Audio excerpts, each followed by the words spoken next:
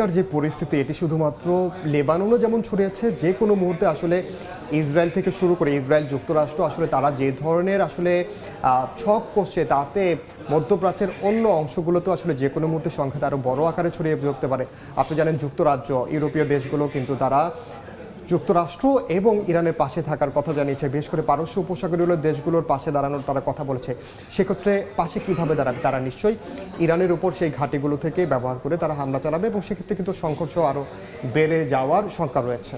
ইনান, আপনার কাছ থেকে একটু আগে জানছিলাম অনেক কিছুই। আরেকটি প্রশ্ন আমার মনে ঘুরপাক খাচ্ছে, এই যে হরমুজ প্রণালী, এই যুদ্ধ শুরু হবার পর থেকে কিন্তু একটা আশঙ্কা করা হচ্ছিল যে এই হরমুজ প্রণালী বন্ধ হতে পারে কিনা।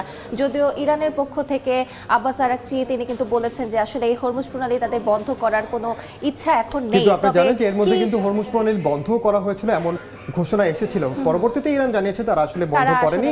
তো এটি নিয়ে আসলে ধোঁয়াশা কেটেছে, কিন্তু বন্ধ করুক আর না করুক এর মধ্যে কিন্তু প্রভাব পড়তে শুরু করেছে। আমরা যদি বলি যে একটু আগে আমরা খবর পেয়েছি যে সৌদি আরবের যে রাষ্ট্রায়ত্ত সবচেয়ে বড় তেল শোধনাগার আরামকো, সেখানে কিন্তু হামলা হয়েছে এবং ড্রোন হামলা হয়েছে।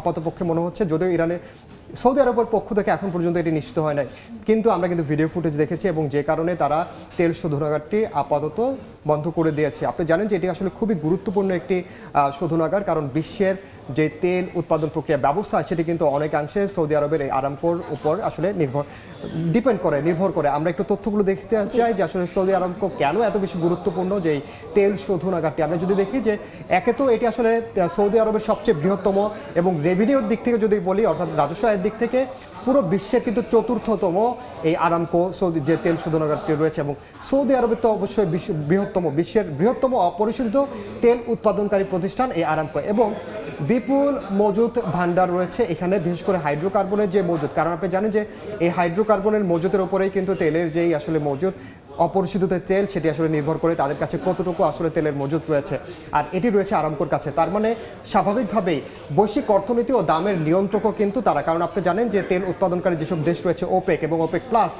এই যে জোটটি রয়েছে ওপেক প্লাসের জোট, এই ওপেক প্লাস জোটের মূল চালিকা শক্তি হচ্ছে এই আরামকো। কারণ তাদের উপরেই আসলে নির্ভর করে তেলের দাম কতটুকু বাড়বে এবং কতটুকু কমবে। ইতিমধ্যে কিন্তু তেলের দাম বাড়তে শুরু করেছে, এর মধ্যে আমরা দেখি 13% পর্যন্ত কিন্তু যে ব্রেন্ট ক্রুড, অর্থাৎ ব্রেন্ট ক্রুড, সেটি কিন্তু আসলে বৃদ্ধি পেয়েছে।